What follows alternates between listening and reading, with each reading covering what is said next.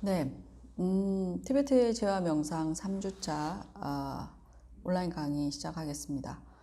지난주에 그 퀴즈를 진행을 했었죠. 이 첫 번째 온라인 강의를 시청한 후에 이제 그 다음 주 월요일 날 퀴즈를 실시를 했습니다. 그래서 이 클래스에 들어가서 이제 학습 관리인가? 하여튼 그 메뉴에 보면 이제 시험이라는 부분이 있어요. 거기가 들어가서 이제 퀴즈에 응시하도록 되어 있었는데 몇몇 학생들이 이제 공지를 미처 확인하지 못해서 퀴즈가 있는지 몰랐다라고 연락이 오긴 했었어요. 그래서 한 번 정도 빠지면 출석이 감점 요인이 되기는 한데 그래도 뭐 성적에는 시험 성적에는 반영이 되진 않지만 감점 요인이 되긴 하죠. 그런데 이제 한 번 정도의 결석으로 큰일 나는 것은 아니니까 언제든지 만회할 수 있으니까 너무 걱정하지 않아도 될 것 같습니다. 그래서 2주차 그 온라인 강의를 시청한 이후에는 3주차, 지금 3주차 영상이고, 그 다음에 4주차에도 온라인 강의를 계속 진행할지 어떨지는 잘 모르겠어요. 학교에서 아직까지 거기에 대한 어떤 결정이 내려져 있지 않은 상황이기 때문에 오프라인에서 직접 보고 이제 수업을 진행할 수도 있고, 아니면 이렇게 한 주 더 이제 연장해서 할 수도 있는데, 그것은 또 학교에서도 공지할 것이고, 저도 공지하도록 하겠습니다. 그래서 어쨌든 퀴즈를 응시하지 못한 것에 대해서 너무 염려하지 말고 두 번째 그 온라인 강의를 시청하는 후에는 퀴즈에 응시하는 것을 이제 꼭 기억해서 이제 차질이 없도록 그렇게 해주길 바랍니다. 그래서 어쨌든 3주 티베트 지하 명상 세 번째 온라인 강의를 시작하겠습니다. 온라인 수업을 하는 것이 이제 여러분들한테도 쉽지 않은 것이고 저 역시도 이렇게 앞에 아무도 없는 상황에서 저 혼자 이렇게 얘기를 하면서 강의를 진행한다는 것이 굉장히 힘듭니다.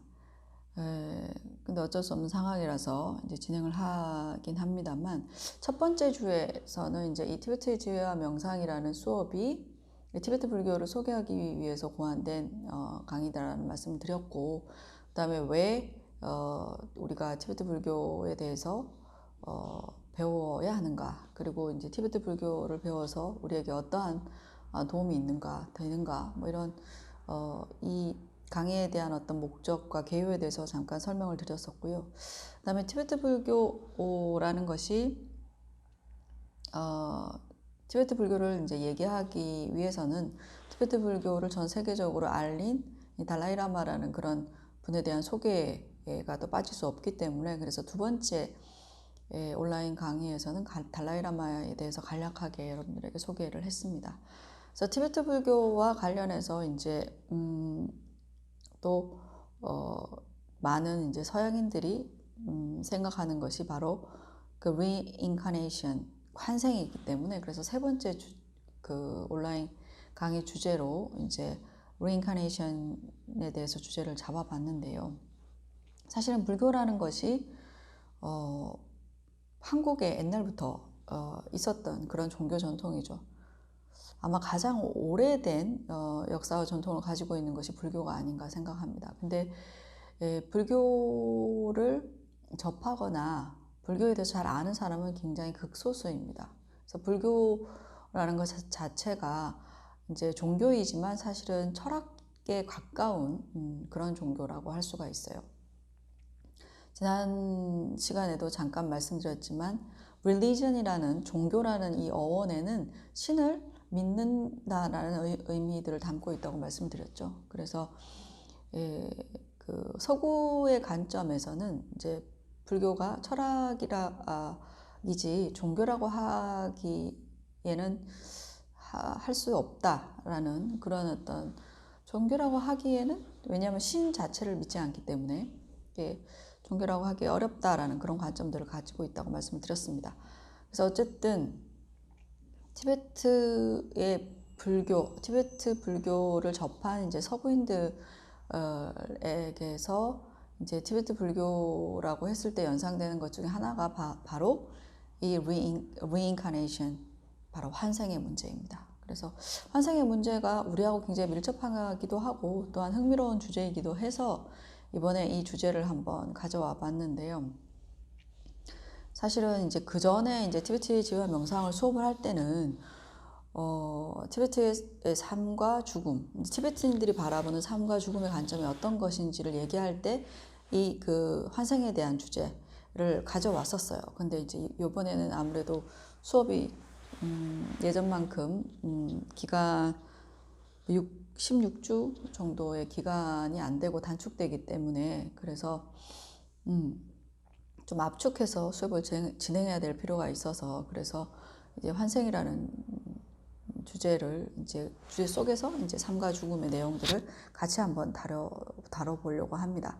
그래서 어쨌든 서구인들이 티베트 불교를 이제 생각을 할 때 왜 이 reincarnation에 대해서 연상을 하게 되냐면 지난번에 이제 소개드렸던 달라이라마라는 분이 계셨죠. 달라이라마는 지난 퀴즈 문제에서도 나왔었는데 14대 달라이라마다 이렇게 얘기합니다. 14대 달라이라마라고 하는 것은 14번을 환생했다라는 그런 의미이죠. 그래서 14번 환생했다. 그러면 보통 이제 이런 생명체는 몇 번의 환생을 하느냐. 이렇게 불교적으로 얘기를 하자면 수없는 환생을 합니다. 근데 왜 달라이라마는 14대 달라이라마라고 하느냐라는 것이죠. 그리고 이제 달라이라마뿐만 아니라 티베트의 수많은 고승들이 그리고 뛰어난 스승들이 세계 곳곳을 누비면서 많은 가르침을 전파를 했고 그 이제 스승들의 대부분이 바로 환생자였던 거예요. 그래서 이제 서구인들의 눈에 비친 티베트 불교에서 이 reincarnation이 굉장히 크게 이제 각인되는 그런 부분들이 있습니다. 그래서 어쨌든 서구인들한테는 새로운 것이고 우리들에게는 뭐 별로 그렇게 새로운 것은 아니지만 이게 흥미로운 주제가 있기 때문에 이것을 통해서 이제 티베트 불교 그리고 또 이제 불교에서 얘기하는 어떤 환생이 어떤 것인지 대해서 어떤 것인지 한번 다뤄보겠습니다. 예, PPT 자료가 아마 나갈 것이고 PPT 자료의 두 번째 장을 보면요. 예, 제가 이제 한국에 와서 이렇게 뭐 저는 TV는 없습니다만 집에 이렇게 그 인터넷으로 그 뉴스나 이런 것들을 가끔 접하면 인터넷에 관련된 인터넷에서 보여지는 그런 댓글 중에 그러니까 사람들의 어떤 댓글과 피드백 중에 굉장히 누군가 갖고 있는 뭔가 어떤 부라든지 유명세라든지 아니면 누군가 가지고 있는 무언가에 대해서 부러움을 표시할 때 부럽다는 표현으로 전생에 나라를 구했나 보다 라는 그런 표현을 봤어요. 그리고 이제 또 자신의 처지를 비관하거나 한탄할 때 전생에 내가 무슨 죄를 지어서 뭐 이런 표현들도 있고 그 다음에 굉장히 애틋한 어떤 관계가 죽음을 통해서나 아니면 또한 환경, 주변 환경에 의해서 이제 그 관계가 더 이상 지속되지 못할 때 다음 생을 기약하자라든지 뭐 이런 표현들을 사람들이 흔하게 쓰죠. 그리고 또 이제 재밌는 표현 중에 하나는 뭐 이번 생은 망했다. 뭐 내 생에 뭐 잘해보겠다. 이번 생은 안 될 것 같다. 뭐 이런 표현들을 일반 대중들이 그냥 곧잘 한다라는 생각이 들었습니다. 그래서 뭐 전생에 나라를 3번 구했다느니 아니면 뭐 나는 전생에 뭐 큰 죄를 지어서 이렇게 내 처지가 힘든 것 같다라는 이런 이제 표현들을 많이 하죠. 그래서 이것은 꼭 뭐 꼭 불교라는 어떤 종교를 믿고 안 믿고를 떠나서 전생이 존재하고 그다음에 현생이 존재하고 그다음에 내생이 존재한다는 그런 내세관 이런 어떤 관점들이 보편적으로 존재하더라는 것이죠. 네. 그랬을 때 지금 이제 얘기하는 이런 뭐 전생이 있으면 현생이 있고 또 현생이 있으면 어때요? 내생이 있죠. 그래서 이것을 삼생이라고 얘기를 하는데요. 그래서 이렇게 삼생에 대한 얘기를 하는 것이 그것을 일컬어서 뭐라고 얘기하냐면 그 다음 페이지에 보면 윤회라고 얘기를 합니다. 윤회라고 이제 아시아에서는 이제 중국과 그 다음에 한국, 그 다음에 일본 이렇게 이제 한자 문화권에서는 윤회라고 쓰고요. 바퀴 윤자를 쓰죠. 그러니까 수레바퀴가 끊임없이 이렇게 굴러가는 것처럼 그렇게 끊임없이 유전한다 라는 의미로 이렇게 윤회라는 의미를 씁니다. 그래서 삼사라라고 하고요. 산스크리트어로는 삼사라라고 얘기를 하고 이제 우리는 윤회라고 이렇게 쓰죠. 그래서 윤회라고 하는 것은 보통 이제 업에 따라서 육도의 세상에서 생사를 거듭하는 것을 윤회라고 합니다. 그래서 우리가 뭐 전생에 나라를 구했다 라고 하는 이 말 속에는 우리가 전생에 좋은 업을, 다시 말해서 선업을 쌓아서 이번 생에 인간으로 태어나고 인간으로 태어나서도 많은 복과 즐거움을 누리게 되는 것이죠. 예, 그래서 이 업을 산스크리트어로 카르마라고 얘기를 하는데요. 이런 그 전생에 자신이 지은 바, 행위한 바에 따라서 이번 생애의 행복과 불행이 정해지고 또한 그로 인해서 그뿐만 아니라 여기 이제 육도의 세상에서 이제 죽고 태어나는 걸 거듭하는 것, 이것을 윤회라고 얘기를 하죠. 그래서 이것을 이 윤회에 대한 얘기는 불교에서만 있는 얘기는 아니에요. 불교가 발생하기 이전에 인도에서, 고대 인도 종교에서 이 윤회에 대한 얘기를 벌써 했습니다. 그래서 힌두교에서도 이 윤회에 대한 얘기를 하고요. 그 다음에 자이나교에서도 이 윤회에 대한 얘기를 하고 시크교에서도 합니다. 그래서 고대 아시아, 그러니까 그 동양의 대부분의 종교는 이 윤회를 받아들이고 그 다음에 자신의 업에 따라서 이제 삶이 결정된다. 이제 내생이 결정된다. 그리고 내생에서 여기서 이제 육도의 세상이라고 했는데 육도윤회라는 말을 많이 쓰죠. 육도는 뭐냐면 천상에 태어나는 것, 천상의 천신으로 태어나고 우리처럼 인간으로 태어나고 그 다음에 또 이제 밖에 나가면 개나 고양이 뭐 이렇게 그걸 축생이라고 얘기해요. 그 동물로 태어나는 것. 그래서 동물의 세계도 굉장히 영역이 넓습니다. 동물의 세계는 어떤 것이 있어요? 뭐 파충류도 있고 어류도 있고 조류도 있고 뭐 그런 등등의 다양한 어떤 동물의 세계가 있죠. 그것을 다 통칭해서 축생이라고 부릅니다. 그리고 우리가 눈에 보이지는 않지만 악이라는 세계가 있습니다. 그래서 이것도 이제 악의 신이라고 표현하기도 하는데요. 그래서 악의 세계가 있고 그 다음에 아수라도 역시 신의 세계인데 천상의 천신과는 다른 어떤 하열한 신의 세계라고 할 수가 있고요. 그 다음에 마지막으로 가장 비참한 이제 지옥 세계, 이렇게 해서 6가지의 세계를 육도라고 표현을 하고요. 자신이 지은 업에 따라서 6가지의 세계를 전전하는, 떠돌아다니면서 죽고 태어남을 반복하는 것을 바로 윤회라고 얘기를 합니다. 그래서 앞서 말씀드린 것처럼 이 윤회라고 하는 것은 불교에서뿐만 아니라 고대의 아시아, 동양의 대부분의 이제 고대 종교에서는 이 윤회에 대한 사상들을 가지고 있다라고 말씀드릴 수 있습니다. 자, 그 다음 장 볼까요? 너무 많이 지나갔네. 이 윤회 사상, 윤회에 대해서 이제 얘기하기 전에 보통 이제 2가지의 철학적 관점들을 우리가 조금 이해해야 될 거라고 생각을 하는데요. 지금 3페이지인가요? 4페이지구나. 4페이지에 보면 유물론이라고 나와 있습니다. 유물론에 대한 얘기를 하는 이유는 뭐냐 하면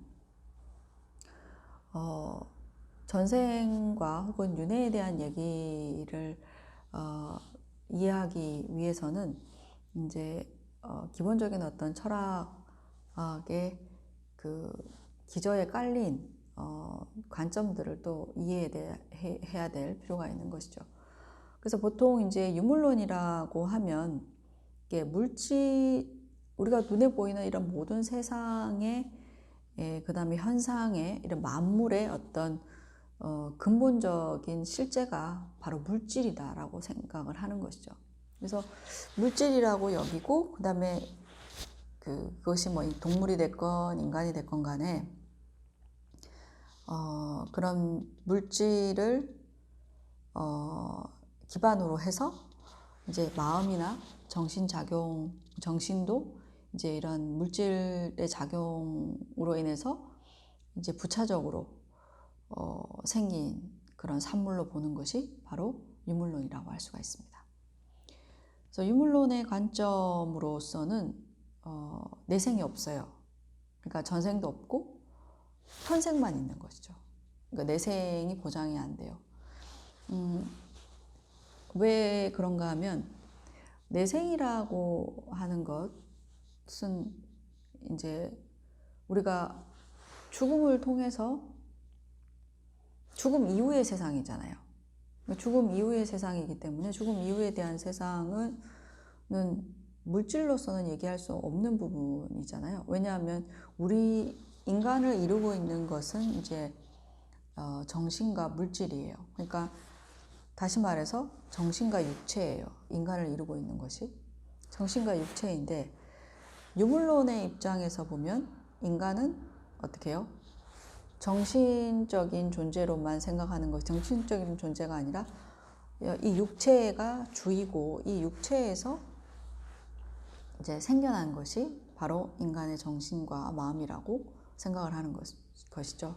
그것이 유물론적 관점이에요. 여기 이제 그 PPT 자료에 나와 있는 것처럼 이제 모든 만물의 어떤 근본 실제는 이제 물질이고 그다음 물질에서 정신, 마음이라는 것이 나왔다.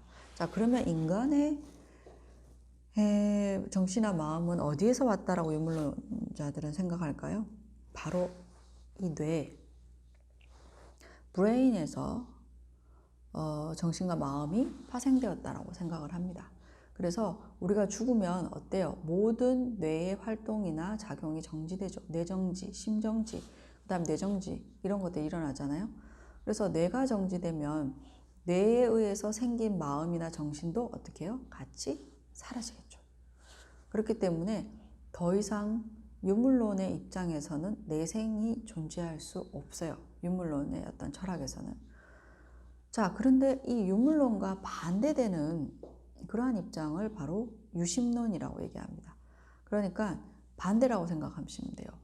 그러니까 모든 어떤 현상계의 근본 실제가 물질이었다면 반대로 유심론이라고 하는 것은 모든 현상계의 어떤 실제가 정신이 먼저 기인한다는 것. 정신이 먼저 있고 물질은 정신에 의해서 파생된 그런 산물이라고 보는 것이죠. 그것이 유심론적 관점이라고 할 수가 있습니다. 그래서 유물론과 유심론 두 가지가 철학으로 봤을 때 대부분의 종교나 아니면 특히나 이제 불교 같은 경우에는 유심론에 가까운 것이죠.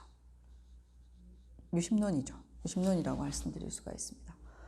그래서 이 마음에 대한 부분들, 정신이 이 모든 것의 어떤 중심이기 때문에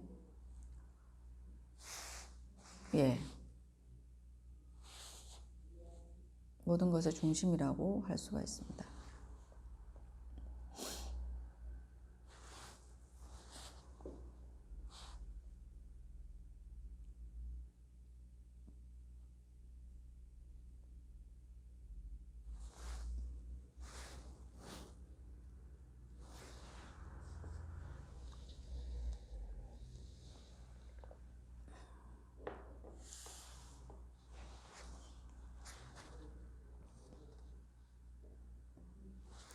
그래서 이제 유물론에 대한 얘기를 하는 이유는 뭐냐면, 이제 기존의 뭐 의학이든 이제 서양인들의 입장에서는 이 유물론적인 어떤 관점이 굉장히 강해요. 그래서 이 우리의 마음 정신이라고 하는 것은 바로 우리가 태어나면서 이제 세포 분열을 하고 몸에 이제 기관이 형성되고 이렇게 이제 뇌가 있으면 그 뇌에서 인간의 어떤 마음이나 정신이 존재하게 되는 것이죠. 그런데 이런 부분들을 이런 어떤 유물론적 관점의 생각들이 있으면 내생을 인정할 수가 없는데, 이제 종교나 아니면 특히 불교의 경우에는 이제 반대로 정신이 우선한다는 그런 어떤 철학적 관점을 갖고 있기 때문에 전생과 그 다음에 현생, 내생으로의 지속이 가능하다라는 것을 말씀드릴 수 있습니다. 그리고 이제 그 다음 장에 보면 크게 이제 철학적으로 보면 이제 세상을 이루는 어떤 중심, 주된 것이 있고 부차적인 것이 있으면, 유물론은 이제 물질이 주가 되고 정신이 부차적인 것이 되었죠. 반대로 유심론이라고 하는 것은 정신이 주이고 그 다음에 부차적인 것이 물질이라고 보는 것이에요. 근데 이 유심론의 입장에서 보면 또 여러 가지의 갈래로 나뉜다는 거예요. 그 중에서 이제 종교 철학에서 보면 또 이 부분이 이제 두 가지로 갈리게 되는데요. 하나는 그 다음 페이지에 보면 유신론이라는 게 있습니다. 유신론이라고 하는 것은 글자 그대로 여기 한자도 써져 있고 에이티어즘이라고 되어 있는데, 유신론, 무신론은 말 그대로 이제 신의 존재를 인정하는 철학을 유신론이라고 하고요. 신의 존재를 부정하는 철학을 무신론이라고 얘기를 합니다. 신의 존재를 인정하는 철학은 천주교, 기독교, 이슬람교, 힌두교 등 대부분의 신을 인정하는 종교에서는 당연히 유신론의 철학을 가지고 있을 것이고요.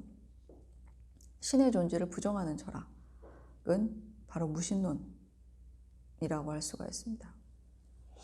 그거는 이제 불교나 자이나교, 특히 이제 그 고대 인도 종교 가운데 상키아라는 파가 있는데요. 이 상키아에서도 이제 무신론과 유신론으로 나눠지지만, 어쨌든 상키아의 무신론자, 그러니까 일부 종교인들이 이제 무신론을 얘기하죠. 그래서 불교는 무신론입니다. 신의 존재를 인정하지 않습니다. 무신론이라고 하면, 무신론, 유신론 할 때 이 신의 어떤 존재에 대한 얘기도 조금 더 설명되어져야 된다는 생각이 드는데, 아까 육도윤회 기억하세요? 육도윤회. 육도의 세상에서 생사를 거듭하는 자신이 지은 행위, 전생에 지은 자신의 카르마, 행위에 따라서 육도의 세상에 생사를 거듭하는 것을 윤회라고 얘기를 했습니다. 그래서 이 윤회 세상의 육도의 세계를 또 얘기를 했었는데, 이 육도의 세계 중에서 제가 첫 번째 세계가 뭐라고 했어요? 천상이 있다고 그랬어요. 이렇게 천상에 천신이 있다고 얘기를 했어요.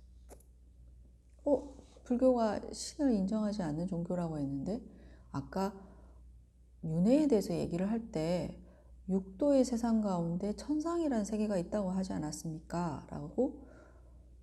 라는 의문이 여러분이 들 수가 있겠죠.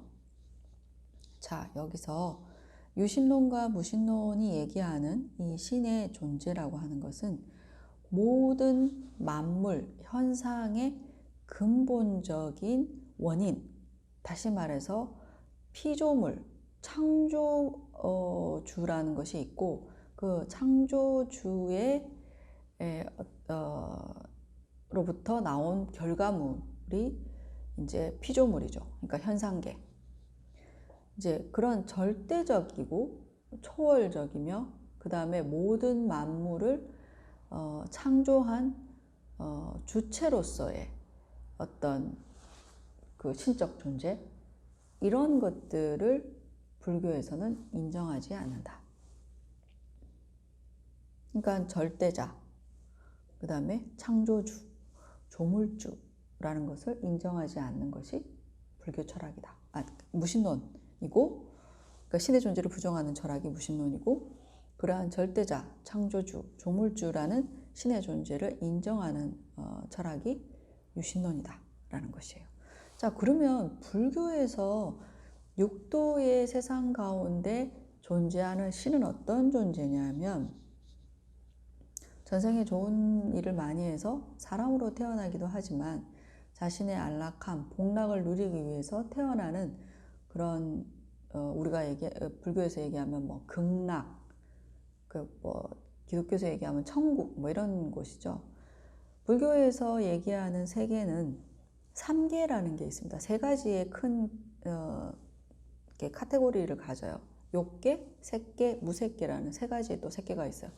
불교의 세계관과 우주관은 굉장히 복잡하고, 복잡하신 것까지는 없는데 굉장히 자세하고 세분화되어 있어요. 뭐 이후에 또 아마 만약에 오프라인에서 수업을 하게 되면 그 내용에 대해서 자세히 설명을 하겠지만, 어쨌든 천상계도 굉장히 다양합니다. 그래서 욕계라는 세계가 있는데, 그 욕계에는 6개의 하늘이 있어요. 색계에 또 하늘이 있고 무색계에 하늘이 있고, 우리가 얘기하면 그냥 뭉뚱거려서 이제 그냥 뭐 천국, 천당, 뭐 천상, 하늘나라 뭐 이렇게 얘기를 하지만, 불교에서는 이 하늘나라에도 굉장히 다양한 세계가 있다는 거.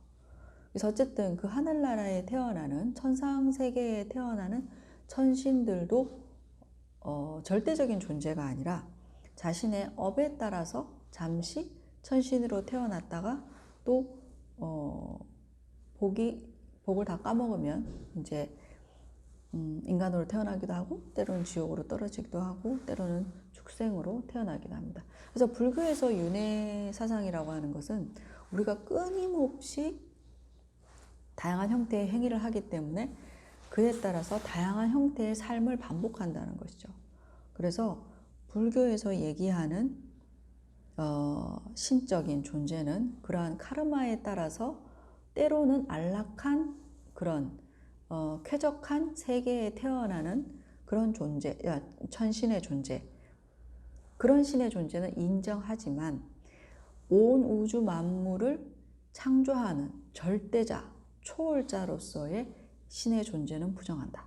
그렇다면 불교는 어떻게 해서 이 현상계가 일어나는 것이에요?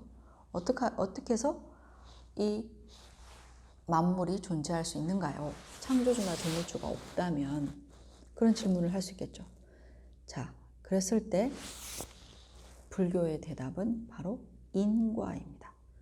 인과라는 게 뭐냐면, 인은 원인인 자를 쓰고요, 과는 결과라는 것이에요. 그래서 원인과 조건에 의해서 결과가 발생한다는 것이죠. 그래서 이 원인과 조건, 인과를 거스릴 수 있는 사람은 아무도 없다. 인과를 거스릴 수 있는 존재는 아무도 없다. 그것이 아무리 뛰어난 신이라 할지라도. 그래서 어쨌든 불교에서는 이런 무신론의 철학, 무신론의 입장을 근본적으로 가지고 있다라는 것입니다. 그렇기 때문에 누가 우리의 삶을, 어떤 초월자나 절대자가 있어서 우리의 삶을 결정하는 것이 아니고, 우리가 어떻게 살았는지, 그리고 다시 말해서 어떤 행위를 했는지에 따라서 우리의 생이 결정되고 우리의 삶의 내용이 결정된다는 것이 이제 불교의 철학 사상입니다. 자, 그 다음 장을 보시면 지금 방금 전까지 이제 그 유물론과 그 다음에 유심론, 또 유신론, 무신론이라는 이런 그 철학적인 얘기들을 했었는데, 이 윤회에 대한 이해를 해야지만 이제 환생자들에 대해서 이해를 할 수가 있겠죠. 그러니까 환생이라는 것 자체가 생을 반복하는 것을 의미를 하죠. 그러니까 우리는 지금 우리가 직접적으로 경험할 수 있고 인지할 수가 있는 것이 지금 현생, 지금 우리가 살고 있는 이 생밖에 우리가 경험하고 인지하지 못하는데, 우리가 지금 경험하거나 인지하지는 못하지만 전생이 있었다는 것을 이제 인정하고, 그 다음에 전생으로 인해서 지금 이제 현생이 존재하듯이 또 현생에서 짓는 여러 가지의 그 행위들, 불교로 얘기하면 이제 카르마에 의해서 또한 내생이 결정되는, 그래서 전생과 현생과 그 다음에 내생이 존재한다는 것, 그리고 이러한 것들이 카르마에 따라서 내가 지은 행위에 따라서 여러 가지의 다양한 형태의 삶을 살게 된다는 것, 그리고 이런 다양한 삶을 사는 것이 한 생에 그치는 것이 아니라 반복적으로 죽고 태어나는 것을 반복한다, 끊임없이. 이것이 바로 불교에서 얘기하는 윤회 사상입니다. 그래서 환생을 얘기하기 위해서는 윤회에 대해서 여러분들이 당연히 이해를 해야 하고, 그 다음에 그러면 윤회라는 것이 어떻게 해서 가능한가라고 했을 때 바로 이제 카르마라는 것을 또한 이해를 해야 됩니다. 우리가 지은 행위나 업에 대한 것에 대한 얘기를 해야 되는데, 그래서 이런 그 윤회에 대해서 전반적으로 이해하기 위해서는 앞서 말씀드린 것처럼 유물론이라든지 유심론에 대한 기본적인 이해들을 하고 있어야지만 가능해요. 그러니까 우리가 이제 언뜻 느끼기에는 물질이 위주로 그렇게 이 세상은 존재하는 것처럼, 또 구성되어 있는 것처럼, 그리고 보이지만 실질적으로 이 세상을 움직이는 것에는 것이 물질이 아니라 정신이다, 마음이다 라고 하는 것이 이제 유심론적인 관점이죠. 그래서 윤회라는 것이 가능한 것은 물질이 주가 아니라 정신이 주이기 때문에 가능한 부분이라고 할 수가 있습니다. 그래서 정신이라는 이것은 이제 계속적으로 이제 존재하는 것이고, 그 마음이 바로 계속 이제 생을 반복해서 받는 어떤 대상이 되겠죠. 그래서 이제 불교 철학에서 기본적으로 가지고 있는 이 윤회 사상의 기저에 있는 그런 철학적 관점들을 이해해야지만 윤회라는 것이 가능하겠구나 라고 이해할 수가 있겠죠. 그래서 우리가 느끼고 감지하는 이 모든 어떤 현상계의 세계가 물질이 위주가 아니라 어떤 정신이 주이고, 그 다음 물질적인 것은 부차원적인 것, 그 다음에 물질적인 것은 정신의 어떤 부산물에 불과하다라는 어떤 그런 관점들을 불교에서 가지고 있다라는 것을 말씀드리고요.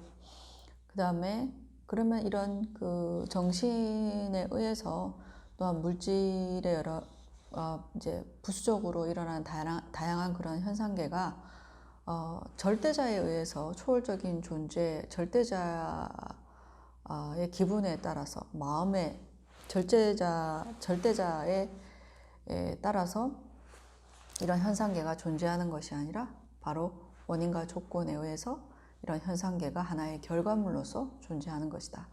그래서 이 유신론적인 그런 관점과 그 다음에 종교 철학에서의 어떤 무신론적 관점이 바로 윤회 사상의 기저가 되는 그런 배경이 되는 관점이다, 철학이다 라는 설명을 드리고 싶었습니다. 그래서 이 두 가지를 이제 소개를 했었고, 자, 그래서 무신론과 유신론에 대해서 이제 설명을 드렸어요. 이제 신이라는 존재가 이제 우리가 일반적으로 생각하는 그런 존재, 그러니까 물론 신학에서도 이 신을 무엇을 신이라고 할 것인가에 대한 그런 논의는 계속되어 왔고, 그런 신학에서 신을 어떻게 규명하고 상정할 것인가에 대한 것이 어떻게 보면 신학의 발전, 그리고 신학에서의 굉장히 큰 어떤 쟁점이 될 텐데, 인도 고대 종교에서도 이제 신을 인격체로 볼 것이냐, 아니면 모든 만물을 생성하는 근본적인 어떤 원인으로 볼 것인가. 그러니까 우리가 일반적으로 얘기하는 뭐 하나님 아버지라는 그런 인격체로서의 그런 신적인 존재를 상정하지 않고 하나의 어떤 근원적인 원인, 그러니까로 이제 신을 상정하는 경우도 고대 종교에서 있어 왔습니다. 그래서 어쨌든 불교에서는 모든 것을 결정짓는 절대적이고 초월적인, 그것이 어떤 신적인, 그러니까 인격적인 대상이 됐건 비인격체이건 간에 그런 것은 없다라는 것이죠. 그래서 어떤 이런 결과물이 하나 생겨나기 위해서는 여기에 굉장히 다양한 형태의 원인과 조건들이 모여서 하나의 결과물이라는 것이 존재한다. 그러니까 예를 들어서 뭐 그릇을 하나 빚는다라고 생각을 하면 도자기 그릇을 만드는 도공이 있어야 되죠. 만드는 사람, 그릇을 빚는 사람이 있어야 되고, 그 그릇을 빚는 사람이 없으면 도공이 비운 도자기라는 결과물이 나올 수 없는 것이죠. 그래서 그릇을 빚는 도공이 있어야 되고, 도예가 있어야 될 것이고, 그 다음에 진흙이 있어야 될 거고, 그 다음에 또 물, 뭐 이런 것들도 있어야 될 것이고,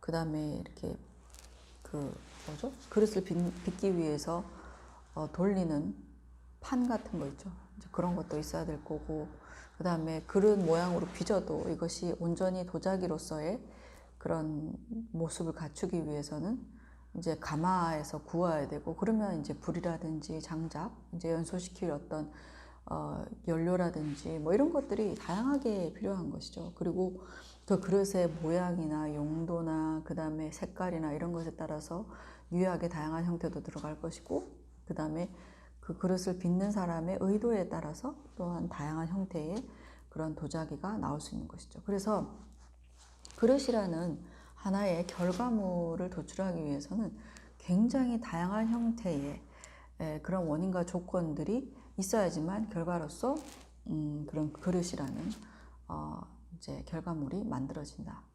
그러니까 이것은 굉장히 좀 거친 예이긴 하지만 불교에서 어떤 사람뿐만 아니라 뭐 고양이가 될 수도 있고 개가 될 수 있고 우리가 이제 인지할 수 있는 뭐 세계라고 하는 것은 인간과 그 다음에 축생 세계가 고작이기 때문에 그래서 다양한 그런 형태의 뭐 사람만 하더라도 굉장히 다양하죠. 굉장히 부자인 부모에게 태어난 사람도 있고, 그 다음에 뭐 가정 형편이 넉넉지 못한 데서 태어난 사람도 있고, 또 뭐 키가 큰 사람도 있고 키가 작은 사람도 있고, 그 다음에 여자로 태어나고 남자로 태어나고 뭐 등등의 인간의 세계 안에서 국한해서 보더라도 굉장히 다양한 면모들을 가지고 있다라는 것이죠. 그래서 이런 것들은 왜 생겨나는 것인가라는 거. 단순히 어떤 절대자가 있어서 초월자가 있어서 그렇게 만들었다라고 얘기를 하면, 근데 왜 그러면 그렇게 만들었냐는 것이죠. 근데 이제 불교는 어떤 절대자가 초월자가 있어서가 아니라 그것이 이제 전생에 내가 한 여러 가지 다양한 형태의 원인과 조건의 결과물이라고 얘기를 한다는 것입니다. 자, 이 부분에 대해서 저희가 같이 오프라인 수업을 들으면서 여러분들이 궁금한 것들을 좀 밀착해서 이제 질문도 하고 그다음에 또 답도 하고 하면 좀 많은 의문들이 풀릴 것 같은데, 이렇게 일방적인 강의를 할 수밖에 없는 상황이라서 많이 아쉬움이 있습니다. 그래서 이제 앞서 말씀드린 것처럼 윤회 사상을, 그러니까 윤회라는 관점, 그러한 것을 이해하기 위해, 환생을 이해하기 위해서는 윤회를 이해해야 되고, 윤회를 이해하기 위해서는 이제 불교 철학이 가지고 있는 기본적인 어떤 배경이 되는 철학 관점에 대해서 조금 이제 대표적인 것들을 이제 설명을 드려야 될 필요가 있을 것 같아서 말씀을 드렸고요. 자, 이렇게 해서 일단은 이제 환생이 윤회한다라는 불교의 불교뿐만이 아니죠. 이제 고대의 그 동양의 종교들은 다 이 윤회에 대해서 믿어왔고, 또 윤회에 대한 다양한 얘기들이 있습니다. 그래서 그랬을 때 굉장히 중요한 부분이기도 한데요. 불교에서 윤회가 있고 없고, 그러니까 윤회한다, 전생이 있고 현생이 있고 또 내생이 있다 없다, 전생과 내생을 얘기하는 것이 왜 중요한 문제일까요? 그리고 전생이라는 것은 또 과연 우리가 그냥 맹목적으로, 불교와 이제 기존의 다른 종교와의 가장 큰 차이점은, 불교는 이제 맹목적인 믿음에 대해서 굉장히 터부시하는 그런 경향을 가집니다. 이거는 그 종교가 가지고 있는 어떤 성격이기도 한데요.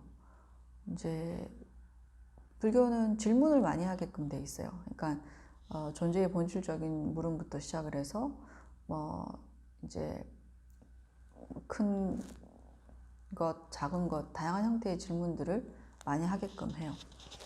그래서 보통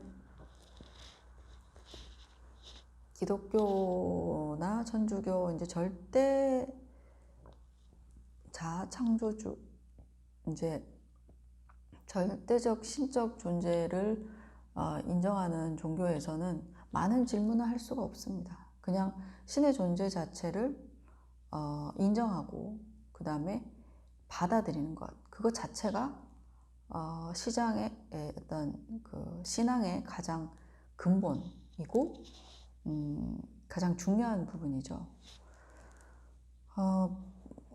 그래서 절대적인 존재, 초월자, 신에 대한 어떤 믿음, 절대적 믿음, 신의 그러한 분이 계시다라는 것에 대해서 믿고 그냥 받아들이고 그 다음에 신앙하면 돼요.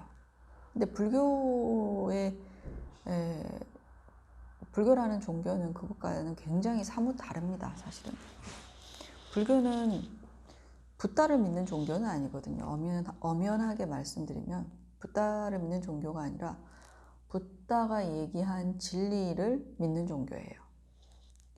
물론 이제 그 진리가 참인지 거짓인지를 검증하여서 그것이 온전히 참이다, 정말 그야말로 진실이고 진리라는 것이 인정될 때 붓다에 대한, 부처라는 어떤 존재에 대한 믿음도 생기겠지만, 어쨌든 근원적으로 보면 붓다라는 하나의 역사적으로 출현했던 어떤 그 존재를 믿는다는 것보다는 그분이 얘기한 그분의 가르침, 말씀, 진리, 이러한 것들에 대해서 믿는 것이 이제 불교다라고 말씀드릴 수 있습니다.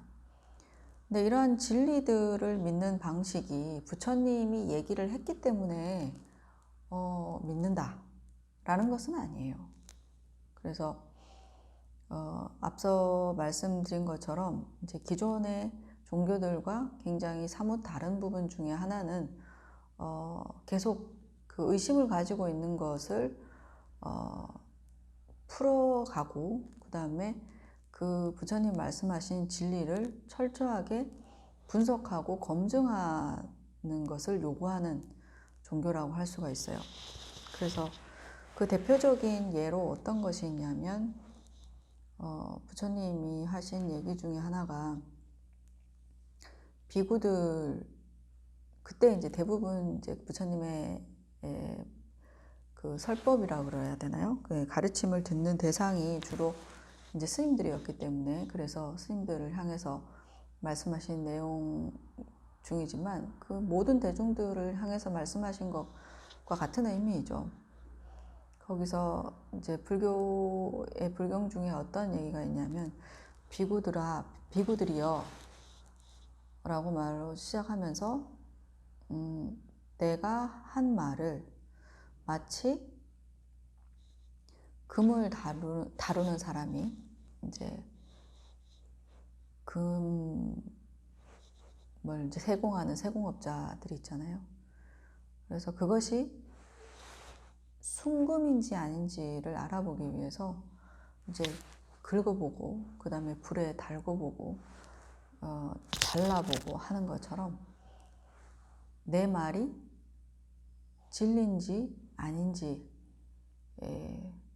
그렇게 이제 뭐 분석해 보라는 거죠. 분석하고 이리저리 살펴서 검증을 통해서 그것이 순금일 때, 그러니까 진짜 일 때, 진리일 때 나의 말을 받아들이라 라고 되어 있어요. 그래서 그리고 한마디 덧붙이는 게 뭐냐면 부처님이 하신 말씀이라고 해서 무조건 받아들이지 말라 라는 말이 있습니다. 이 얘기는 어떻게 보면 굉장히 파격적인 발언이에요. 보통 이제 종교에서는 종교적 권위를 가지고 종교에서 최고의 어떤 교조, 그럼 종교의 어떤 중심에 있는 지도자의 말은 말의 토를 달거나 그 권위에 도전하는 것을 굉장히 불경스럽게 생각을 합니다. 그러니까 불경죄라고 얘기할 정도로 굉장히 터부시되는 부분이에요. 근데 이제 불교는 반대예요. 불교는 자신의 말을 부처님의 하신 말씀이라고 받아들이지 말고 무조건 그것이 진짜인지 참인지 너희 스스로가 검증해서 그것이 참일 때, 진리일 때 받아들여라 라는 말씀하시죠. 근데 이 말은 뒤집어 보면 굉장한 자신감이에요. 어떻게 보면 자신감이라는 생각이 들어요. 개인적인 생각입니다만. 어쨌든 이제 불교에서는 절대적인 것은 하나도 없어요. 그리고 초월적인 것도 없고, 다만 그것이 진의에 부합되느냐 안 되느냐, 그리고 그것이 진짜이고 진리일 때 우리에게 도움이 되는 것이기 때문에 그래서 그런 어떤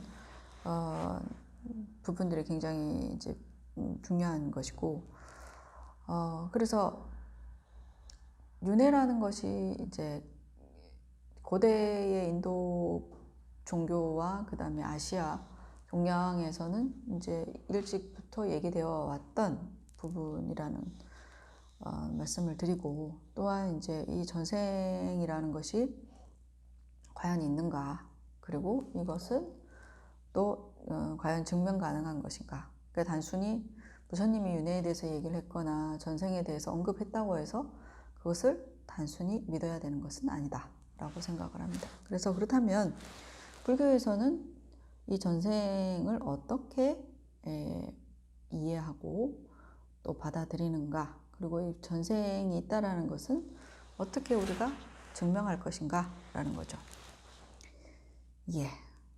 그래서 6페이지, 7페이지 넘어가 보면 전생이 있음을 증명하는 3가지 근거라고 되어 있네요. 그 다음에 이 세 가지 근거는 논리적인 근거, 그 다음에 경험적 근거, 그 다음에 전생의 기억, 이 세 가지로 나올 수 있습니다. 논리적 근거는 뭐냐면 동류의 원인에서 동류의 결과가 발생한다 라는 것이죠. 이게 무슨 얘기냐면 동류라는 것은 같은 종류의 같은 류의 원인에서 같은 류의 결과물이 발생한다라는 불교의 논리학에서 하는 말이에요. 그래서 정신에서 정신이 나오고 물질에서 물질이 나오는 것이지 정신에서 물질이 나오거나 물질에서 정신이 나올 수 없다 라고 얘기를 해요. 예를 들어서 책에서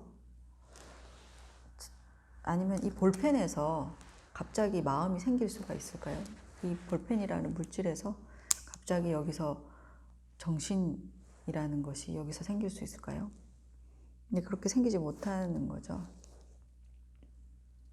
그리고 또한 이제 마음에서 물질이 나오는 것 또한 불가능합니다. 근데 지금 이렇게 설명하는 것이 여러분들에게 언뜻 이해가 안 될 수도 있는데, 그러니까 동류의 원인에서 동류의 결과가 발생한다는 것은 이것은 이제 불교 그 인명 논리학에서 근치인이라는 게 있어요. 근치인이라는 것은 가까울 근자, 취할 치자, 그 다음에 원인인 자를 쓰는데 이 근치인에 대한 얘기에 국한해서 말씀드리는 거예요. 어떻게 보면 예를 들어서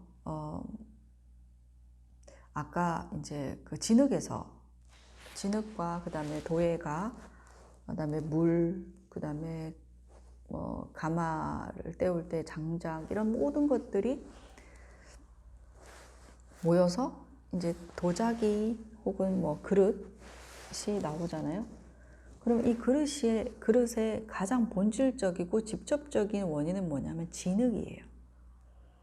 그래서 진흙과 그릇은 본질의 결이 같죠. 그래서 이런 것들을 동류의 원인 진흙에서 동류의 결과인 그릇이 발생한다 얘기예요. 그러니까 이거는 근치인에 대한 얘기예요. 그러니까 가장 본질을 같이 하는 가장 직접적인 원인을 얘기하죠. 그래서 정신과 물질도 마찬가지예요. 그러니까 진흙이라는 물질에서 그릇이 나오게 된 것이죠. 근데 여기에 물론 이 그릇의 모양이나 이런 것들을 형성하는 데 있어서 역할을 한 것은 이제 도예가의 어떤 상상력이라든지 의도라든지 이런 것들도 충분히 원인이 될 수 있지만, 지금 여기에서 얘기하는 것은 이 그릇이게끔을 결정짓는 가장 본질적인 원인은 진흙이죠. 진흙이 없으면 절대로 그릇이라는 것이 나올 수 없는 것이죠. 그래서 어떤 현상을 결과물을 결정짓는 가장 본질적인 측면의 원인을 근치인이라고 하는데, 그 근치인은 동류의 것에서 이제 발생된다라는 것이죠. 이게 이제 불교 인명학의, 불교 논리학에서 얘기하는 것이에요. 그래서 이 말은 무엇이냐 하면 이걸로 어떻게 전생이 있고 후생이 있다라는 것을 증명하는가요? 라고 한다면 우리의 지금 이 동영상을 보시고 있는 여러분들은 어때요? 우리 모두는 뭐를 가지고 있는가요? 마음을 가지고 있어요. 마음을 가지고 있어요. 그래서 지금의 마음과 이 동영상을 보기 전의 마음이 있죠. 이 마음이 어때요? 이렇게 계속 흐르면서 지속되고 있죠. 그리고 여러분들이 이제 이렇게 어릴 때 기억을 이렇게 떠올려 보시면, 물론 그 속에서는 이제 뭐 기억나는 부분도 있고 기억나지 않은 부분도 있지만, 어릴 때의 나라는 마음과 정신이 있고, 그 다음에 지금 현재의 성인이 되었을 때 생각되는 나의 마음이라는 것이 있잖아요. 이것이 어때요? 쭉 계속 끊임없이 흐르고 흐르면서 지속되어 왔죠. 그래서 마음은 그 찰나찰나에 변화하지만, 순간순간 변화하지만 계속 그 후속 마음들을 일으킨다는 거예요. 그래서 이게 불교의 논리학에서 뭐라고요? 지금 현재의 이 순간의 이 마음은 바로 앞전 순간의 마음이 지속된 것이죠. 그래서 바로 앞 순간에, 앞 찰나라고 얘기하는데, 일단 바로 전 순간에, 이전 순간의 나의 마음은 지금 현재의 나의 마음의 원인이고, 그죠? 그리고 이제 순간의 이제 이전 마음의 결과이죠. 지금의 나의 마음이라는 것이. 그래서 이 마음이라는 것 자체가 계속적으로 지속되기 때문에 후생이라는 것이 가능하다는 거죠. 결국에는 전생이냐 후생이냐라고 하는 것은 어제의 나와 오늘의 나라고 생각하시면 돼요. 그리고 또 내일로 이어질 나라는 것이 나의 마음이라고 정신이라고 하는 것이 있잖아요. 육체도 그 순간순간 계속 변화하고 어릴 때는 그것을 성장한다고 얘기할 것이고 25세가 이제 넘으면 이 육체가 늙어간다라고 표현하겠지만 어쨌든 이런 나를 구성하고 있는 육체와 정신 가운데서 실질적으로 이제 두 가지 모두가 변화하고 있듯이 나의 그러니까 바로 앞 순간에 이 의식이 존재하기 때문에 지금 현재의 나의 이 순간의 어떤 마음이라는 것이 존재할 수 있는 것이죠. 오늘의 나의 마음이라는 게 존재할 수 있는 것이죠. 그렇다면 당연히 오늘의 나의 마음이 존재하기 때문에 내일의 나라는 나의 마음이라는 것이 반드시 존재 가능하다는 것이죠. 그래서 이렇게 동류의 원인에서 동류의 결과물을 발생한다라는 이런 인과적인 어떤 원리를 근거로 해서 후생이 존재한다라고 불교 논리학에서는 받아들인다는 거예요. 이것이 첫 번째 논리적 근거예요. 그러면 여기서 이제 여러분들이 의문이 생기겠죠. 근데 뭐 죽잖아요. 이렇게 이 육체는 유한한 것이기 때문에 나중에 이제 늙어서 때가 되면 죽음을 맞이하게 돼요. 죽음을 맞이할 때 그 마음이라는 것도 사라지지 않을까요? 라고 생각이 들 수가 있겠죠. 근데 불교에서는 기본적으로 이제 말씀드린 것처럼 이 마음이라는 것이 물질에 기반하는 것이 아니에요. 물질에 기반하는 것이 아니라 물질과 마음이라는 것이 물론 상호 의존적으로 존재하는 순간이 있지만은 물질이 무너져도 마음은 계속적으로 지속한다 라고 얘기를 하는 겁니다. 그래서 이 전생에 대한 얘기를 할 때 앞서 말씀드린 것처럼 이제 유신론적인 어떤 관점이 그래서 이제 불교의 윤회 사상을 이해하는데 필요한 그런 관점이다라는 말씀을 드리고요. 그 다음에 또 이제 전생이 있다는 것을 증명할 수 있는, 이제 알 수 있는 또 하나의 근거는 뭐냐면 반복적 경험에 의한 이제 두 번째는 지금 경험적 근거라고 되어 있습니다. 경험적 근거라고 되어 있는데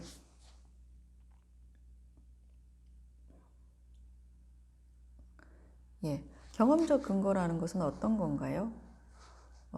어떤 걸까요? 경험적 근거라고 하면 반복적인 어떤 경험을 통해서 형성되는 기질과 성품을 얘기해요.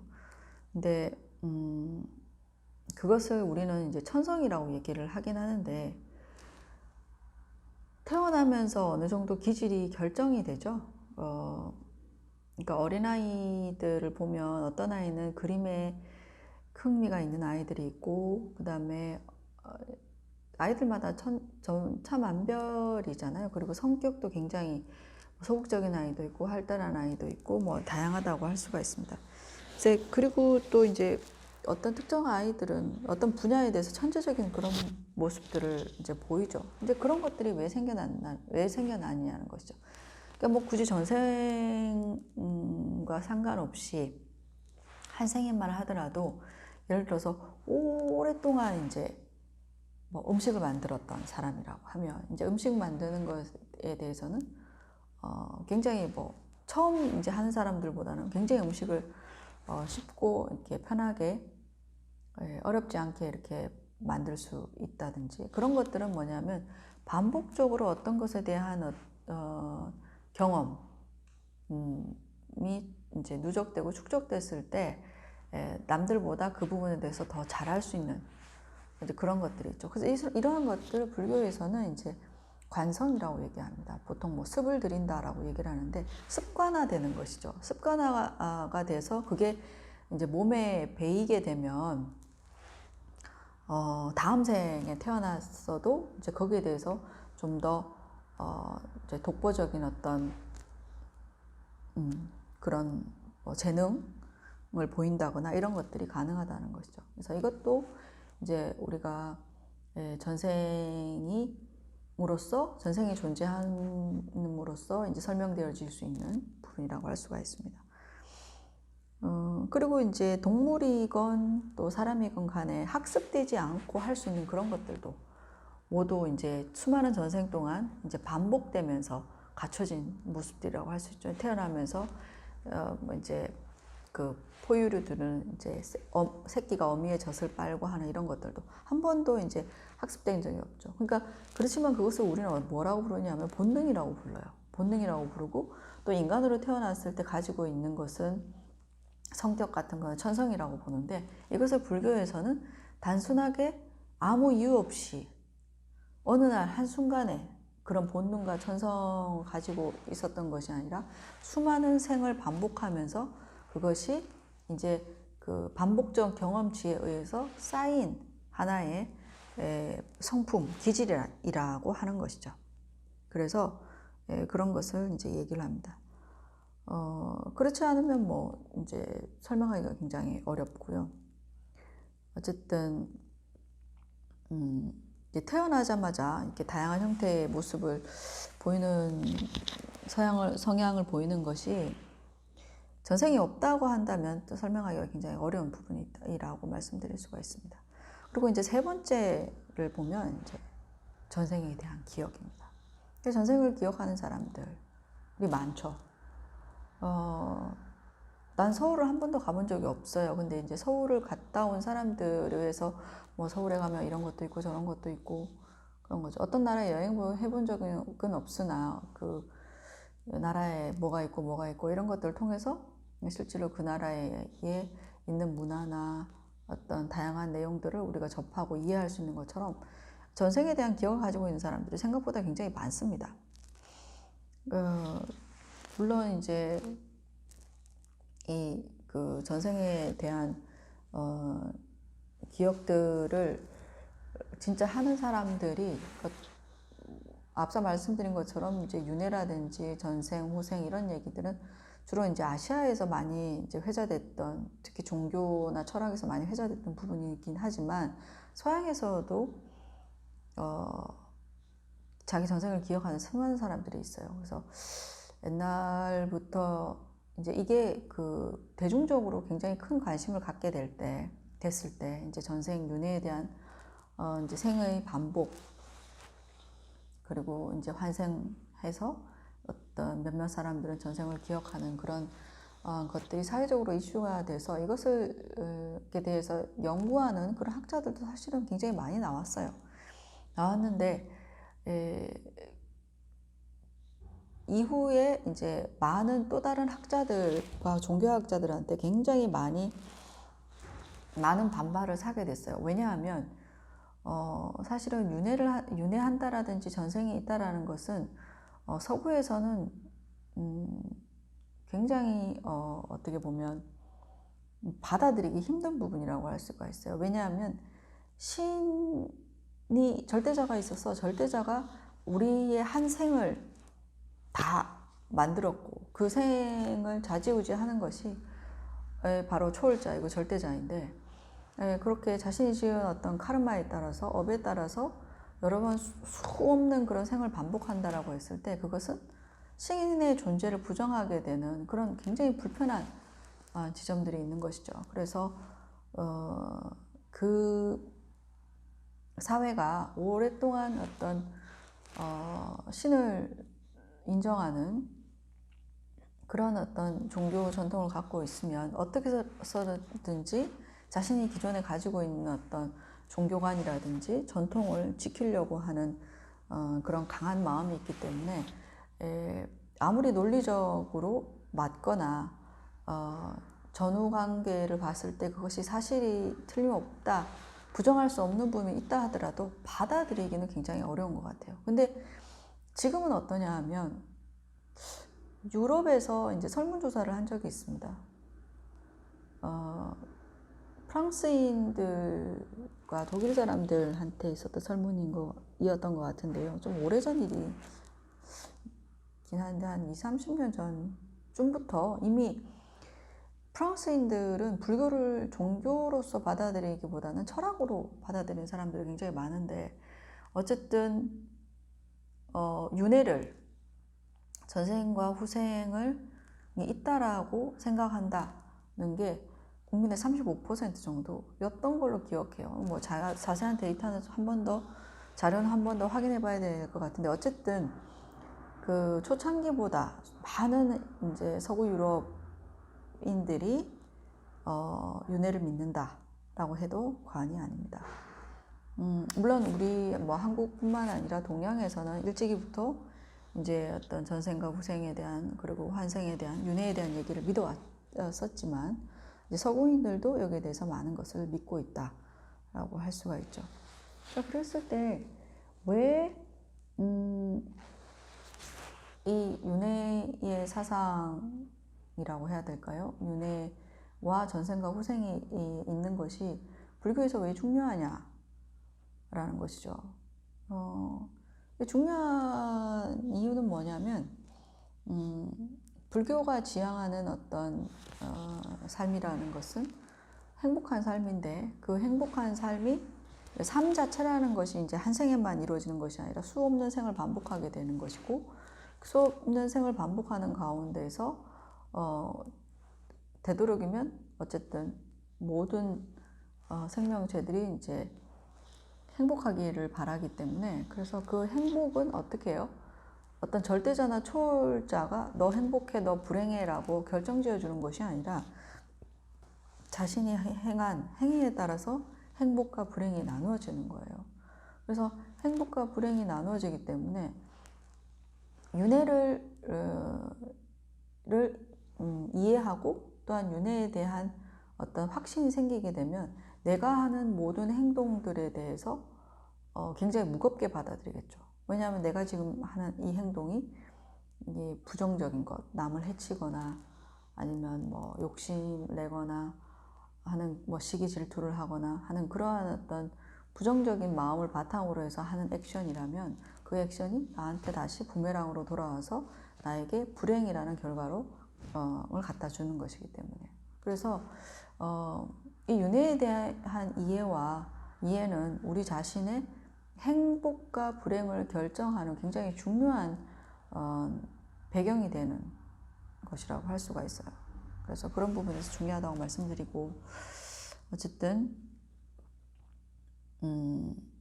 이 그 전생이 과연 있는가 그리고 이 전생을 증명할 수 있는 어떤 방법, 증명할 수 있는 세 가지 근거로서 불교 그 논리학에서 얘기하는 것, 그 다음에 지금 우리가 가지고 있는 기질이나 성품을 통해서 그걸 이제 수많은 전생이 있어 왔기 때문에 이러한 다양한 형태의 모습과 성향들을 설명할 수 있다라는 것. 그래서 반대로 이러한 다양한 모습과 성향, 기질, 성품은 전생에 있었음을 이해하는 하나의 내용들이라고 할 수가 있고요. 그 다음에 마지막으로 여기에 나와 있는 것처럼 이제 전생을 기억하는 사람들입니다. 자, 전생을 기억하는 사람들은 앞서서 말씀드린 것처럼 동양인에 국한되어 있지 않고 서양인들 중에서도 전생을 기억하는 사람들이 많았어요.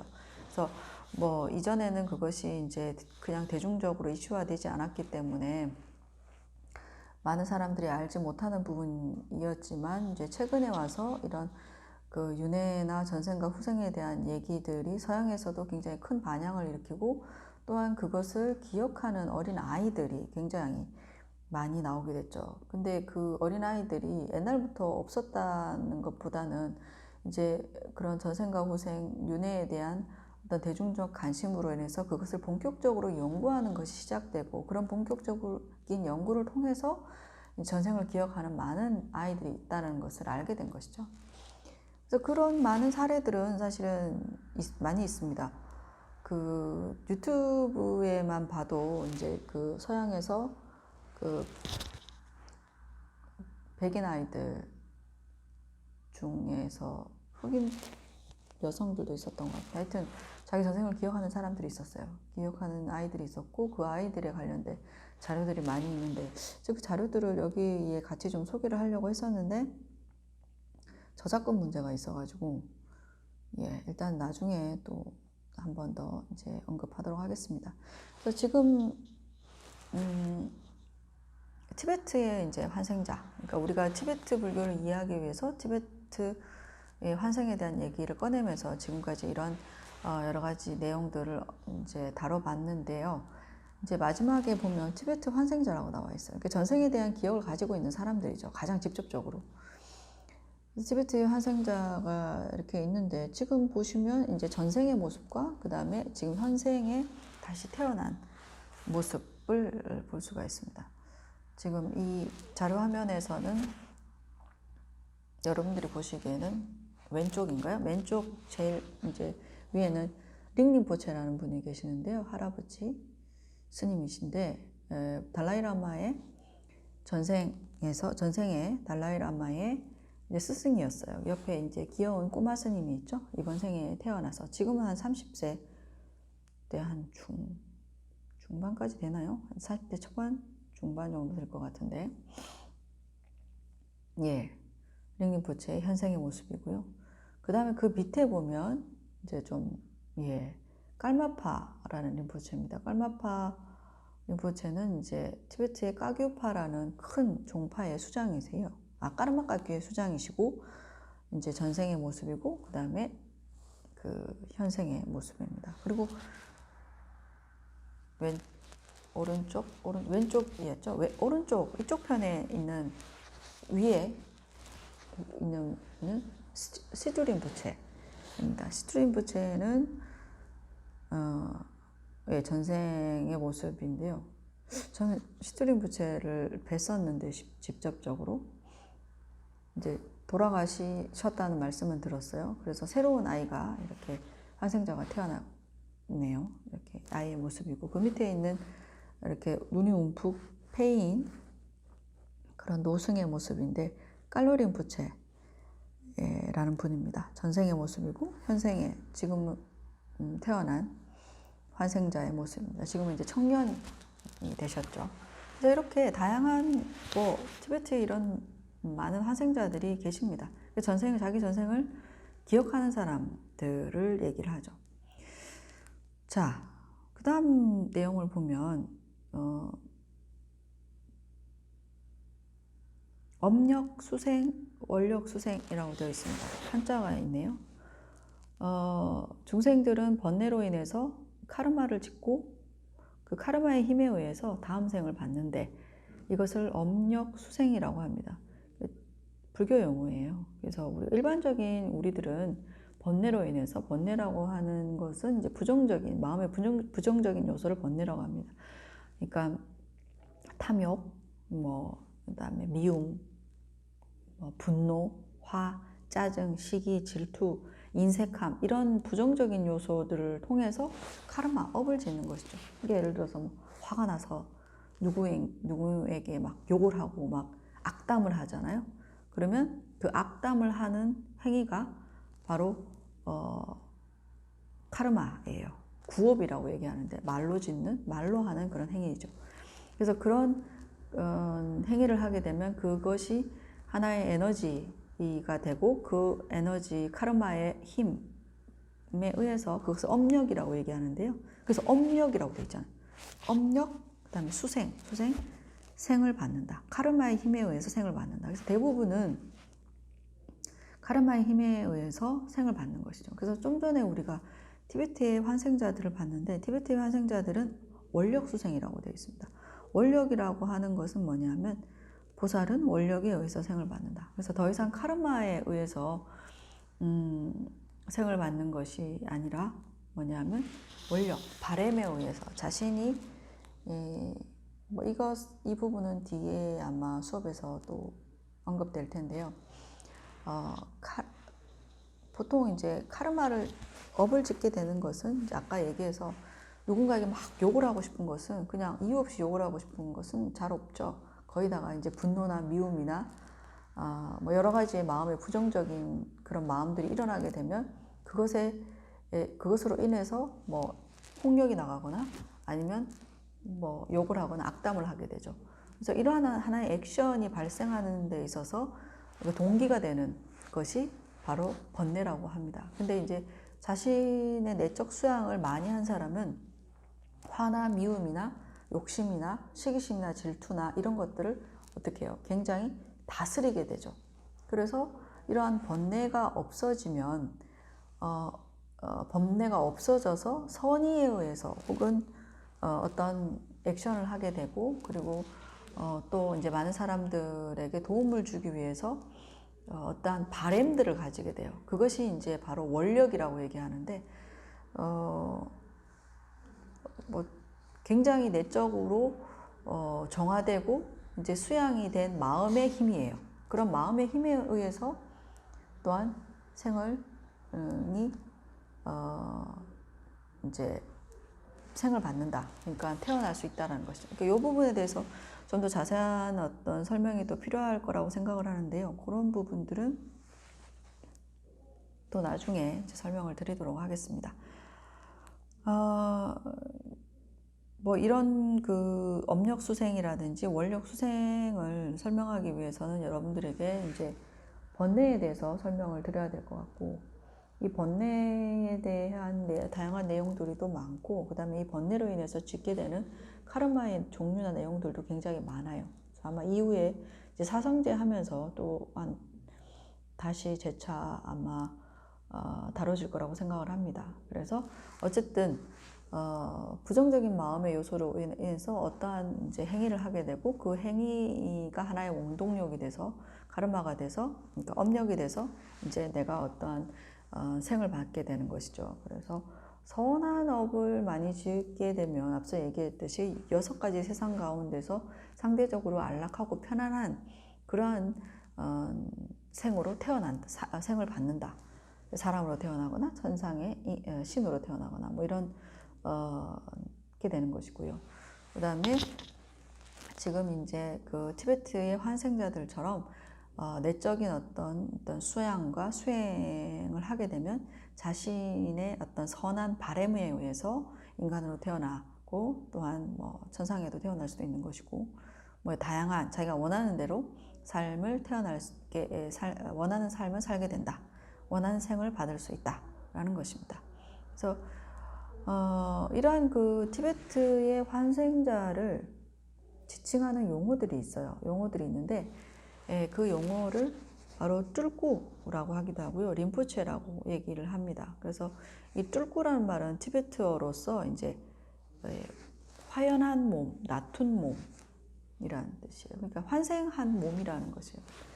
이 생에서 다음 생으로 이렇게 이렇게 화연한, 낮은, 그런 환생한 몸이라는 뜻이에요. 뚫꾸라는. 그래서 티베트의 환생자를 부르는 이름이고요. 그 다음에 림포체라는 말은 이제 귀한 존재, 고귀한 존재라고. 그래서 영어로 precious one이라고 부릅니다. 그래서 왜 고귀하냐 하면 많은 중생들을 위해서 이제 많은 사람들을 이롭게 하고 도움을 주기 위해서 자신이 환생을 한 거기 때문에, 그래서 고귀한 존재, 림포체라고 부른 것이죠.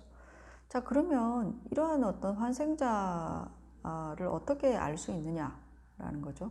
근데 환생이라는 것은 사실은 우리도 여기서 따져보면 불교적인 입장에서, 관점에서는 이 수업을 듣고 있는 여러분이나 저나 모든 사람들이 다 환생자예요. 그러니까 수없는 생을 반복하면서 다시 태어난 사람인데, 여기서 얘기하는 환생자는 아까 좀 전에 말씀드린 것처럼 마지막 9페이지에 보면서 9페이지에 보면 업력으로 환생한 사람이 있고 원력으로 환생한 사람이 있어요. 업력으로 환생한 사람을 환생자라고 부르지 않아요. 왜냐하면 여기에 그 어떤 자유가 없어요. 그러니까 카르마의 힘에 이끌려서 내가 지은 나쁜 악업, 카르마에 이끌려서 태어나기 때문에, 그래서 물론 이제 다시 태어났다는 의미에서는 환생이라고 할 수가 있지만은 티베트 불교에서 환생자라고 하는 것은 많은 사람들을 이롭게 하기 위해서 원력으로 태어난 사람, 원력으로 다시 환생한 사람을 환생자라고 한다라는 것이죠. 그래서 티베트의 환생자라는 것은 그런 의미들을 가집니다. 네.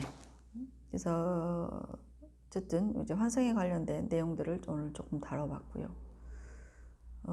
여러분들이 없는 가운데서 혼자 이렇게 떠드는 것이 굉장히 쉽지는 않습니다. 그래서 세 번째 주제로 이제 reincarnation, 환생에 관한 주제를 이제 뭐 간략하게나마 대략적으로 이제 다뤄봤습니다. 오늘 수업은 여기까지 하겠습니다. 네.